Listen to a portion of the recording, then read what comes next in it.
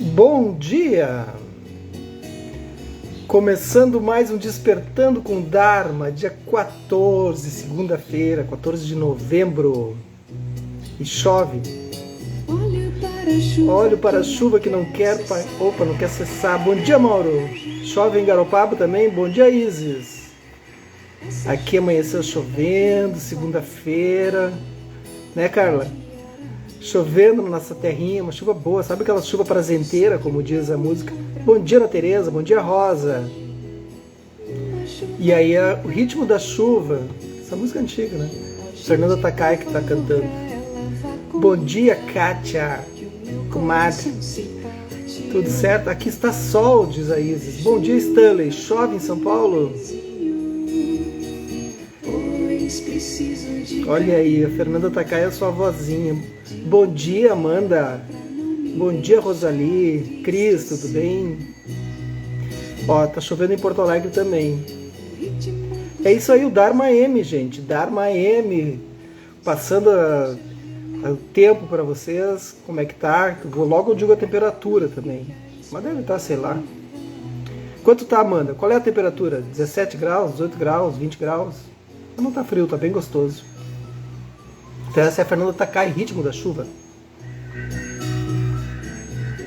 Chove em Floripa, diz o Mauro. Ah, o Mauro tá no plantão em Floripa. Bom dia, Ângela. Mauro tá no hospital em Floripa. Deixa chover, como dizem os gringos. Chove, deixa chover. Bom dia, gente. Como é que foram então no final de semana? Tudo certo? A Amanda disse que tá 20. Acertei então, tá? Perto dos 20. 20 graus. São Paulo, tempo nublado, torcendo para abrir o sol. É isso aí, né, Stanley? Olha, pronto, ó. Então São Paulo, tempo nublado. Rio de Janeiro, sol. Já de manhã cedo, 6 meses tem sol no Rio de Janeiro. Temperatura Rio Grande do Sul, Lajeado, 20 graus, segundo a Amanda, que mora aqui na esquina de casa. E é a nossa prof de yoga aqui do Arquitetura da Mente. Chove em Porto Alegre, chove em Floripa. Quem mais? Quem mais está onde? Ó, chuvinha boa demais para chamar o feriado. Sim, amanhã tem feriadinho. A gente vai falar sobre isso também. Então é isso, gente. Vamos lá, vamos pelas notícias da nossa paróquia. Bom dia, Eliana. Então hoje é segunda-feira, hoje à noite, 19h15, tem comunidade, a gente se encontra no Meet, quem quiser participar, a gente está lendo um outro livro, que é do Matthieu Ricard, que é um monge do Vajra. Forqueta, chuva boa também, ó, em Forqueta, a Cris está em Forqueta, muito bem. Forqueta aqui pertinho de Lajeado. Então hoje à noite tem 19h15, tem esse encontro no Meet. A gente discute, pratica, conversa, é bem descontraído, 45 minutos, 1 hora pelo Meet. É para a turma que está no WhatsApp da comunidade da Arquitetura da Mente. É um agradinho para a comunidade. Às 17h45 hoje tem aula de yoga com a prof. Amanda. Chame a Amanda ou me chame a Carol, que a gente inscreve vocês. Pode ser online ou presencial. Bacana para quem é da região que faça uma aula presencial. Bom dia, Márcia. Bom dia, Lucas. Amanhã, terça e quinta, tem meditação às 19 horas, Amanda corrigiu. Hoje é 19? Hoje é segunda. Hoje é 19. 17h45 é nas terças. Aí só, ela tem que me corrigir. É bom que daí a gente já corrige tudo. Não, hoje é às 19. Então, daí 19, não consigo fazer, Amanda. Eu chego às 7h45, é na terça. Claro, eu consigo fazer na terça. Tá, agora me organizei. Bom dia, Junqueira. Tá. Então, hoje às 19 horas acontece 2 eventos aqui em casa. 19 horas eu estou online com a turma do Meet e a Amanda tá lá na outra sala dando aulinha de yoga para vocês, tá? Segunda-feira, 19. Terça, 17h45. Quinta, 17. Sexta, 7h15 da manhã. Tem muito horário, gente. É só se programar.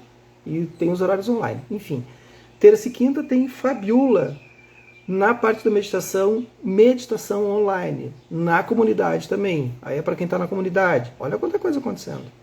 Beleza? Sábado, dia 19, sábado de tarde, só para mulheres, Cozinha Calma com a Carolina, revelando aqueles pratos que só ela consegue fazer, de chefe. gastronômica. E aí, então, sábado à tarde, das 2 e pouco até as 18 horas, só mulheres, o encontro, então, com várias dinâmicas, com a questão da alimentação. Bacana também, quem é... Aí é só presencial, né? Para cozinhar. E é isso. Terça amanhã, então amanhã é feriado. Amanhã não haverá aula presencial. Mas quarta de manhã tem 7h15. Anotaram tudo? Olha quanta coisa a gente faz. Aí estão dizendo assim, eu não tenho como participar, não tenho tempo. Gente, eu não tenho grana. Primeiro que a gente faz assim, com os valores super, super, super acessíveis. É para todo mundo poder acessar. Segundo, que 50% do que a gente faz ou mais é gratuito. Olha só. Vocês viram esse movimento? Aí diz, eu não tenho tempo para ouvir o Dharma, praticar meditação, praticar yoga. E não tenho dinheiro. Olha, metade 80%, 60% é gratuito. O outro é acessível. Quanto tu consegue? É tanto. É ótimo. É colaboração. Olha só isso aí. Então qual é a tua desculpa para não participar online ou presencial? Para se movimentar. Bom dia, Conceição. Tá vendo quanto movimento? É isso. Eu esqueci de alguma coisa? Não, né? Aconteceu de tudo. Então tivemos aí yoga, meditação, alimentação. Tudo é mindfulness. Tudo é para a gente se conectar à nossa atenção plena. E nós estamos aqui, Esse presente que a Lúcia da Letra nos traz, editora Lúcia da Letra, o poder de uma pergunta aberta, com a Elizabeth Matis Nangel. Nós estamos na página 44, capítulo 2, O Caminho do Meio. Dados os recadinhos? Esqueci de algo? Quem quiser dar um recado aí, avisa. Muita coisa acontecendo, basta você querer participar.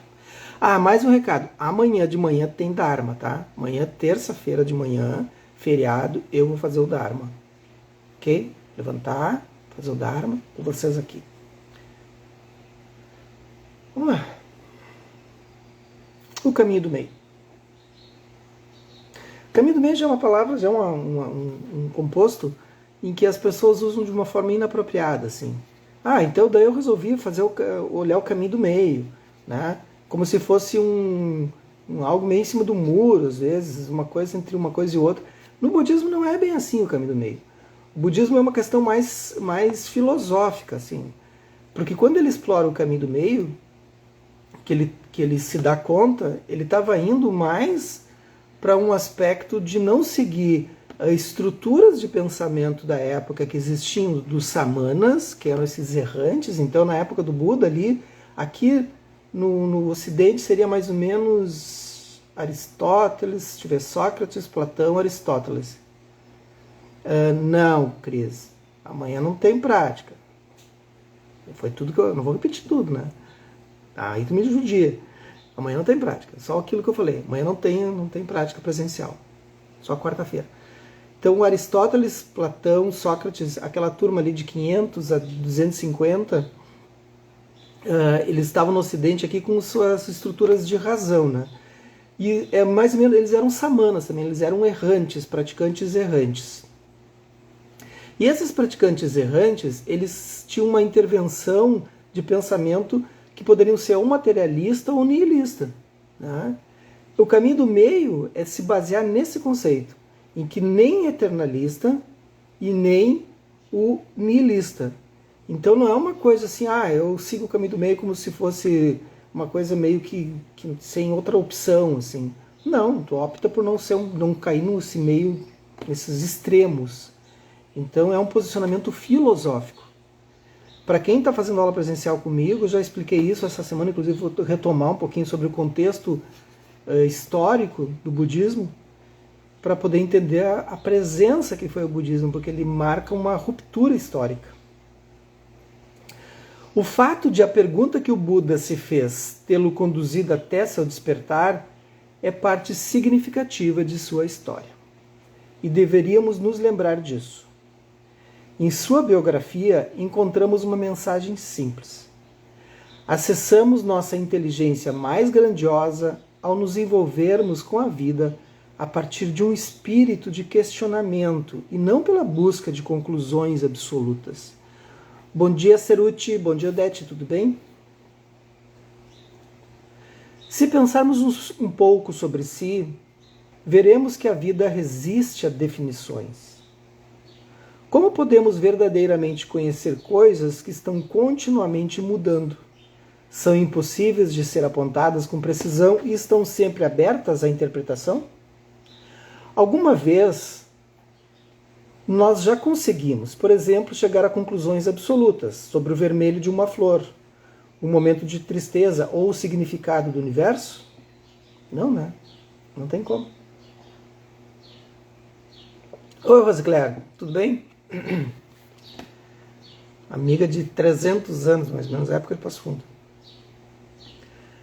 Temos sorte que o Buda não ter simplesmente chegado a uma conclusão ou estabelecido uma resposta.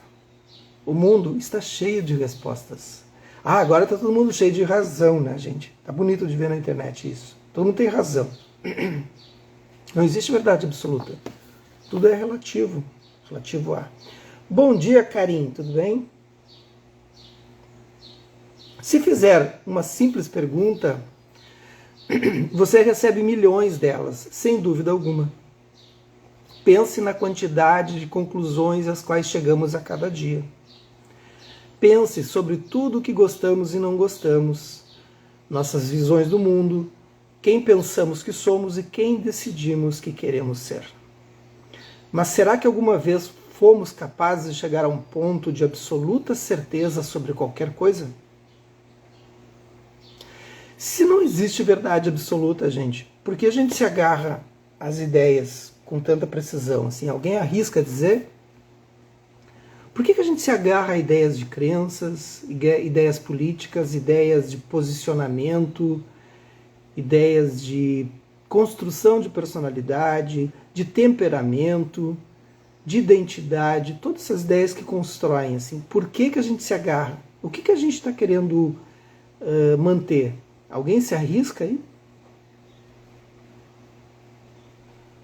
Se não existe verdade absoluta, tudo está relativo a condicionamentos, ego. O Stanley está ligado no Dharma. Ô, Stanley, mas olha só, mas que bárbaro. Bom dia, Luiz. Exatamente, a gente quer simplesmente manter o nosso eguinho funcionando, girando. Só que toda vez que o eu, Mauro está ali, o eu, exato. Toda vez que eu aciono essa verdade absoluta, eu aciono a roda do Sansara. Ou seja, para manter esse eu, esse ego, eu tenho que acionar 3 elementos no mínimo. São vários, são 10, mas 3 deles que vão gerar os outros 7. Que é a aversão, eu vou ter aversão a tudo aquilo que eu abomino, enfim, que está contrário à minha natureza, que não é tua natureza, na verdade, só teu ego. Ao desejo, ao apego e à ignorância. Bom dia, Léo. E aí eu vou girando a roda de Sansara. Qual é o resultado que eu vou ter quando eu ajo com ignorância, aversão e apego? Eu vou ter esse resultado, uma matemática simples. E aí eu começo a roda do Sansara. Ou seja, eu mantenho aquele... Cada vez que eu giro essa roda, eu me afasto cada vez mais da minha verdadeira natureza. Quando eu paro, eu me aproximo. Essa é a jogada, só que eu sempre quero ter uma certeza, como se a certeza fosse algo útil, não é? Quando o Buda desistiu de sua busca por respostas, ele se deparou com uma alternativa que não sabia existir. Olha, quando ele desistiu de buscas por respostas, a mente de uma pergunta aberta. O Buda descobriu que quando se fazia uma pergunta, sua mente estava ativa, mas ao mesmo tempo aberta. O processo de questionar a si mesmo o protegeu tanto do extremo da ignorância quanto da certeza falsa, abrindo espaço para a expressão da inteligência criativa da mente, ou seja, um lugar que não é um lugar, porque ele é temporal, ele não é um lugar físico, também não tem tempo, não tem espacialidade, mas vamos para a gente tentar entender, para a mente tentar compreender um espaço em que é impossível de fixar qualquer post-it, assim, né? Não é nenhuma identidade ali. E ele vê essa mente aberta, assim. Ali ele percebe o Dharma. Aliás, a minha aula dessa semana será sobre Dharma. Os diferentes tipos de Dharma. Quais são os diferentes tipos de Dharma? Temos vários Dharmas. O Dharma jainista, o Dharma ajivikas, o Dharma materialista, cético, o Dharma cristão, muçulmano. Tem vários Dharmas. Eu vou falar sobre a diferença de vários Dharmas dentro do contexto do Dharma hinduísta, dentro do contexto do budismo. Ele encontrou uma maneira de estar dentro da mente de uma pergunta aberta, que era profundamente clara, ativa e cheia de aventura, e chamou-a de caminho do meio. O termo caminho do meio é comumente mal entendido. Olha o que ela fala, que eu não lembrava. Eu li faz bastante tempo esse livro, acho que uns, 3 anos, 4 anos. O termo caminho do meio é comumente mal entendido. Talvez interpretemos o significado de meio como encontrar equilíbrio, por exemplo. No caso de buscarmos satisfação material durante os dias de semana e tentarmos equilibrar o hedonismo com alguma coisa espiritual nos fins de semana. Ou podemos pensar que o caminho do meio se refere a algo que está no meio de duas outras coisas, como um intervalo entre dois momentos da experiência. Bom dia, Alexandra, tudo bem? Sigam a Alexandra, aí vocês vão ver. Alexandre e Augusto, 2 terapeutas ali de Santa Cruz maravilhosos, seres lindos, seres de luz, assim, seres que a gente tem que estar perto, assim, para entender o Dharma mesmo, a verdade do Dharma. Eles vivem o Dharma, né? O Dharma que eles, não o Dharma budista, o Dharma de uma forma geral, natural. É muito lindo. Bom dia, bom tê-la aqui. Então, como um intervalo entre dois momentos da experiência, ou ainda alguma coisa inatingível que está separada do mundo que conhecemos. Mas não é esse o significado dessa expressão. A experiência do caminho do meio leva-nos por completo para além do pensamento limitado aos extremos. Baita momento agora, se as pessoas conseguissem entender o problema que para além dos nossos pressupostos sobre o mundo. Se as pessoas conseguissem ter um pouquinho de discernimento nesse momento que a gente está passando pelo Brasil, nesse momento caótico, assim, de não compreensão, se conseguissem entender um pouquinho sobre o caminho do meio, não cairiam nos extremos, nem um lado nem o outro. Bom dia, Oliveira. Nem um lado nem o outro. Entenderiam que tudo é construído. E aí, porque quando tu cai para um lado é a mente limitada. E as pessoas acham, não, então tu está em cima do muro. Não tem nada a ver uma coisa com a outra. É que é um termo, caminho do meio, que te leva a pensar sobre isso. Mas aí, novamente, é uma mente limitada, entenderam? E tu tá aberto para isso, tu criar esse vão é super disruptivo e libertador. Que aí tu olha tudo além dessas duas aparências construídas. Não propõe que rejeitemos o sofrimento e busquemos o nirvana em outro lugar. Não nos aconselha abandonar nossas vidas funcionais para começar, em vez disso, uma vida espiritual. Muita gente faz isso, né? Não afirma a existência das coisas. Tampouco nega a experiência que temos dela. Para quem está ligado aí no budismo, ou o pessoal os ligadinhos, budistazinhos de plantãozinhos, quando fala isso, tem que levar para a filosofia. Não afirma a existência das coisas. As coisas existem, isto é, isto não é, isto não é, isto é e não é, isto não é e nem não é. Esse é o tetralema de Nagarjuna. Lembram ou chegaram a estudar? Vocês lembram que o Lama Padma sempre diz, isto é uma montanha, né? Cita o Zen, né? Mas não é uma montanha, mas é. Então esse é o tetralema de Nagarjuna. Eu dou essas cutucadas às vezes, gente, só para dar um gatilho em vocês, entende? Assim. Bom dia, Vanessa. Acertei hoje, né? Tô ligado.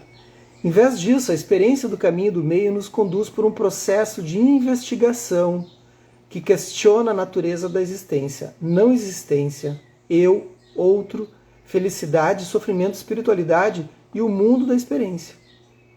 Se nós seguirmos esse processo de investigação, ele nos levará a um lugar de certeza, além de conclusões. Foi exatamente o que aconteceu com o Buda. Pode dizer, mas para que serve isso que ele fala, às vezes, caminho do meio, tetralema? Tem horas que é preciso ter alguns gatilhos na mente para quando tu estiver caindo num oposto, assim, né? Num pensamento estruturado extremo. Seja numa relação amorosa, seja num pensamento sobre a tua profissão, seja qualquer coisa. Seja numa emburrada que tu dá, que no sonho diz que a pessoa ficou emburrada, né? Fica emburradinho. Essa emburrada que tu dá, aí tu pode usar o tetralema. Isto é, isto não é. Ou simplificando, assim, ó, que eu gosto de dizer, existe essa maneira de pensar também, o outro, né? Existe também essa maneira de pensar, aí dá um tempo para tua mente cair num lugar em que não está nos extremos, sabe? Tem que ter esse afastamento. Os mestres vão dando várias dicas pra gente. Cai em um lugar que seja um pouco mais neutro, para tu poder ter tempo de não cair nas estruturas de extremismos. Agora nós estamos nos extremos, e aí, desculpem dizer, gente, quem está no extremo aí, se tiver aí, pode ficar emburradinho, mas é um pensamento limitado, gente. É um pensamento bem complicado, assim, tá? Emburreceu, né? Em qualquer situação, política, crença, qualquer coisa. É um pensamento limitadíssimo. But só vão ver isso daqui uns 10 anos. O Lama Padma diz isso, a gente leva uns 10 anos de estrutura mental para entender, né? E aí é tarde demais. Quem está com acima de 50 vai estar com 60. E aí a mente fica cada vez mais morosa para mudar. Capítulo 3. O empurra e puxa do eu. Vocês viram que isso aqui é um tapa a cada momento, assim, né? Não é um livro que ele é de estrutura um pouco leve, assim, né? Não é de se aprofundar, mas ele vai nos dando uma chacoalhada, né? Poxa, será que o meu posicionamento está correto? Não existe, né? O empurra e puxa do eu, explorando a natureza do eu e do outro.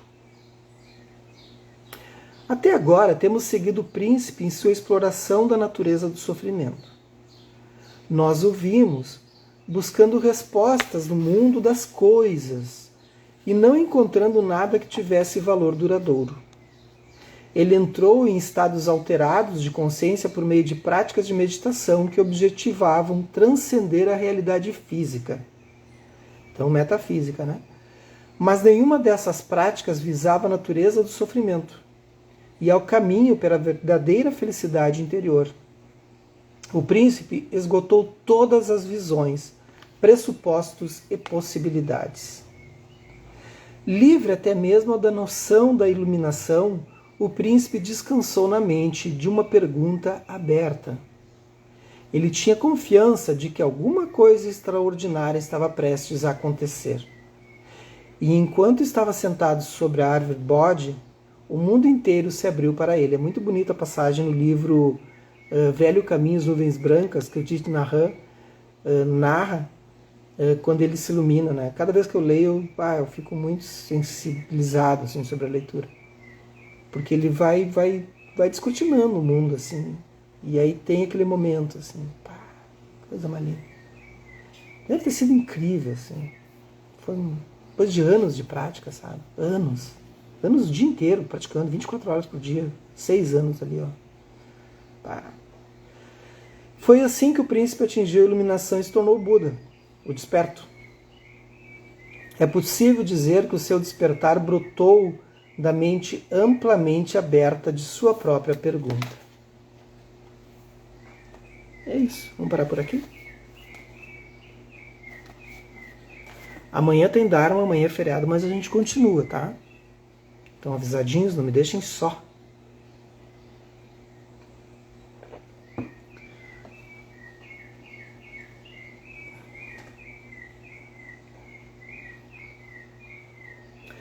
Aprendam a repousar a mente após esse caos de cognitivo que a gente se colocou por 25 minutos. Que eu sei que é rápido, é intenso, a gente acelera, Tem muitas coisas que vocês não concordam, tem coisas do livro, tem coisas que eu digo, não tem problema. Podem discordar à vontade, podem concordar à vontade. Mas agora aprendam a repousar.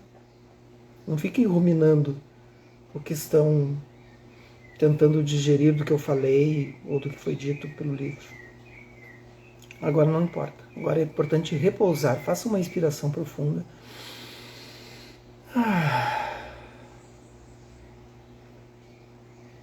Soltem pela boca.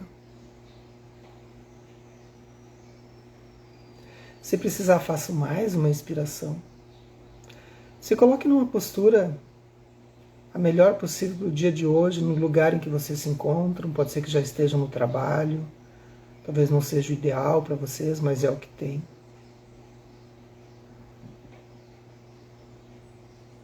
O lugar não importa. O que importa é a posição da mente que vocês encontram nesse momento.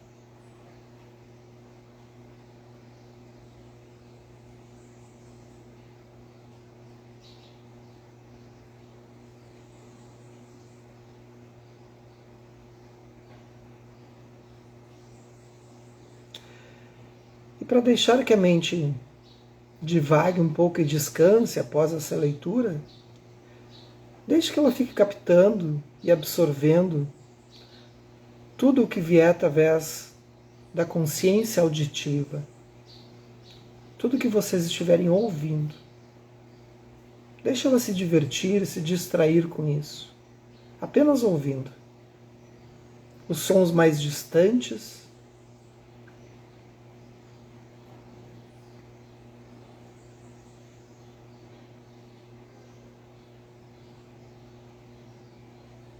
os sons mais próximos,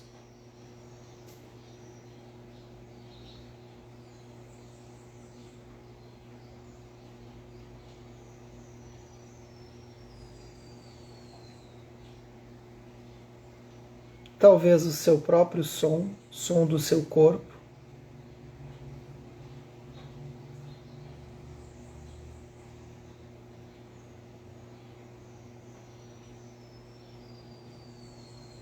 Talvez o movimento do seu corpo, quando inspira,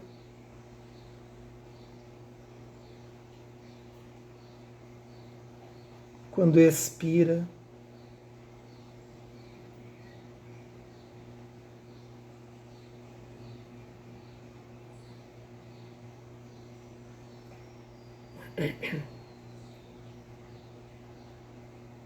Talvez um convite deixando que a mente vá mapeando o seu corpo e vendo como ele se encontra nesse momento.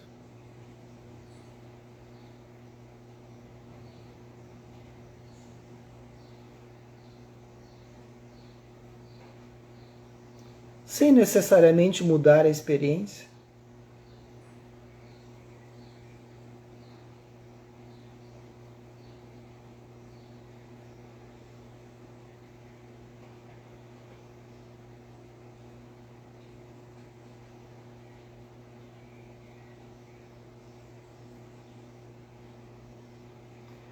Se você detectou locais de relaxamento, é o que é. Se detectou locais de tensão, é o que é.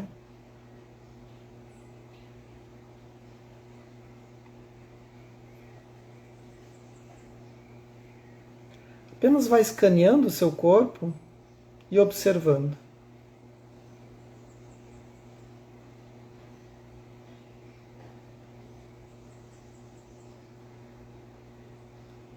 Talvez você consiga até perceber as diferenças de temperatura.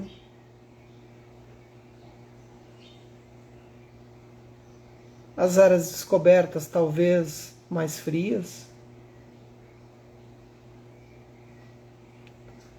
Talvez regiões mais quentes.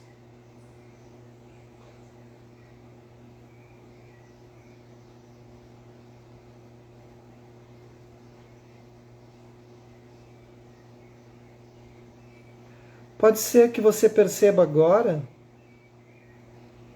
que a sua respiração se ficou mais sutil, se apaziguou do que há 3 ou 4 ou 5 minutos atrás, enquanto ouvia o Dharma.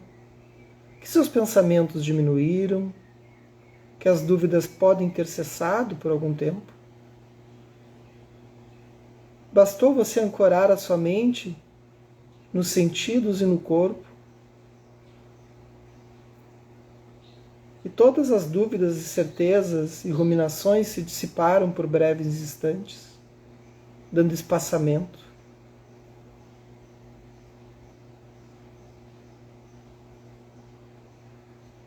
Bastou você ficar no momento presente com o que acontece no momento presente, para todo o cenário mental mudar.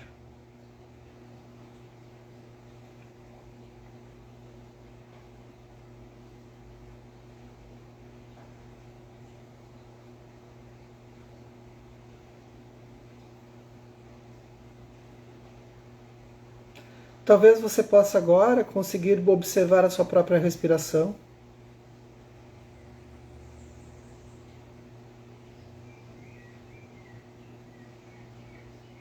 Percebendo o ar entrando,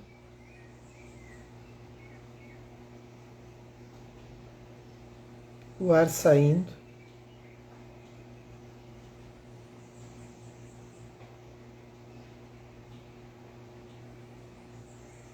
E por breves instantes você simplesmente repousa nesse estado. Tentem por alguns segundos.